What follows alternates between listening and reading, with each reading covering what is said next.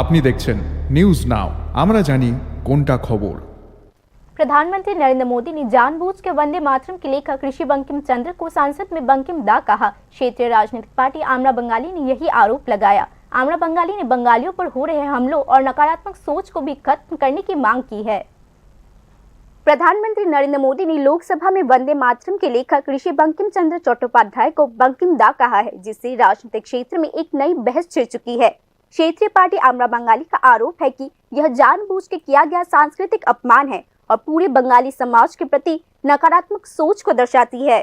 यह सिर्फ एक संबोधन नहीं है। आमरा बंगाली का आरोप है कि इस तरह की टिप्पणियां बंगालियों के खिलाफ शक, परेशानी और पहचान के मुद्दे पर एक बड़े ट्रेंड से जुड़ा हुआ है। আমরা স্তম্ভিত দেশের প্রধানমন্ত্রী সংসদে দাঁড়িয়ে ঋষি বঙ্কিমচন্দ্র চট্টোপাধ্যায় সাহিত্য সম্রাট তাকে সম্বোধন করছেন বঙ্কিম দা বলে। এটা যে তিনি কি বলবো না জেনে করেছেন, অজ্ঞতাবশত করেছেন বা অসাবধানে বেড়ে গেছে তা নয়, পরপর অনেকবার মানে কি ইচ্ছা করে উদ্দেশ্য প্রণোদিতভাবে অসম্মান করেছেন। এগুলি আমরা কেন সহ্য করব? কারণটা কি? যে বাঙালি জাতি ভারতের ভূমিপুত্র, স্বাধীনতার উপকার, কার শরীর থেকে ক ফুটা রক্ত ঝরেছে? আজকে এই বাঙালির পর ধারাবাহিক আক্রমণ নির্যাতন আমরা আর কতকাল সহ্য করব? बिहार में 7.5 करोड़ वोटर्स में से सिर्फ 326 रोहिंग्या विदेशी बताए जा रहे हैं, जबकि उस विदेशी बहस को ध्यान में रखते हुए आमरा बंगाली का यह भी आरोप है कि त्रिपुरा समेत कई राज्यों में बंगालियों पर कई तरह से हमले और भेदभाव किए जा रहे हैं। असम की घटना भी इसी आरोप की पृष्ठभूमि में सामने आई है। आमरा बंगाली का दावा है कि वहां लोगों को सिर्फ रविंद्रनाथ टैगोर का आमरा सुनार बांग्ला गाने पर बांग्लादेशी कहकर परेशान किया जा रहा है। इसी वजह से आमरा बंगाली के नेतृत्व का आरोप है कि भाषा, साहित्य और संस्कृति को अब विदेशी मानकर शक की नजर से देखा जा रहा है। বিহার নির্বাচনকে কেন্দ্র করে এই এসআর করতে গিয়ে তারা যাদেরকে মানে অবৈধ অনুপ্রবেশকারী রোহিঙ্গা বলে চিহ্নিত করতে চাইছিল, বিদেশি বলে চিহ্নিত করতে চাইছিল, আমরা কি দেখলাম? মাত্র 326 জন। বিহারে এত বড় স্টেট, পশ্চিমবঙ্গ থেকে অনেক বড়, প্রায় 7.5 কোটির উপর ভোটারই আছে, মাত্র 326 জনকে বিদেশি চিহ্নিত করবে। এই যে ঘটনাকে কেন্দ্র করে আজকে আমার ত্রিপুরাতে এত গুরুত্বপূর্ণ সর্বত্র চলছে অবস্থা।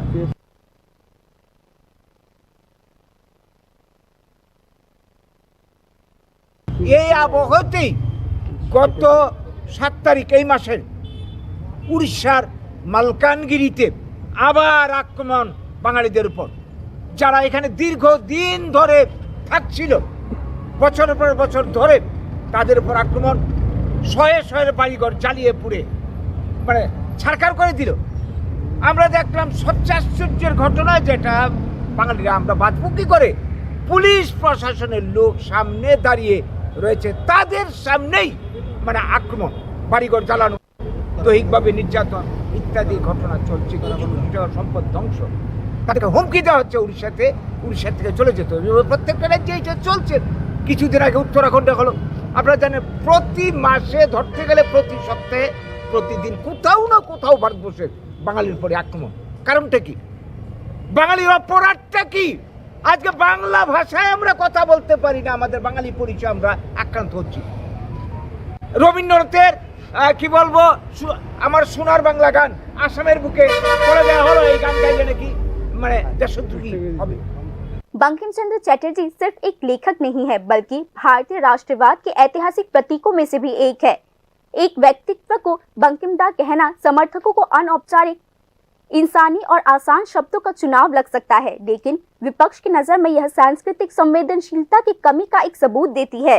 दूसरे विपक्षी राजनीतिक दल ऐसे भाषा को बेइज्जती मान रहे हैं, खासकर जब बंगाली राष्ट्र की विरासत और आत्मसम्मान से जुड़ा हुआ हो। पिछले कुछ सालों में त्रिपुरा, असम, पश्चिम बंगाल और नॉर्थ ईस्ट भारत के अलग अलग हिस्सों में बंगालियों की नागरिकता की पहचान को लेकर बड़ी बहस छिड़ चुकी है। इसी वजह से केंद्रीय नेतृत्व की किसी भी टिप्पणी को अब इसी अनुभव के आधार पर आंका जा रहा है।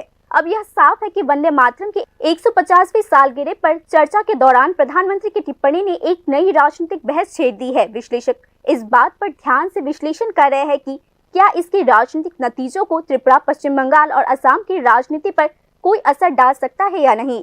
Bureau report, news now.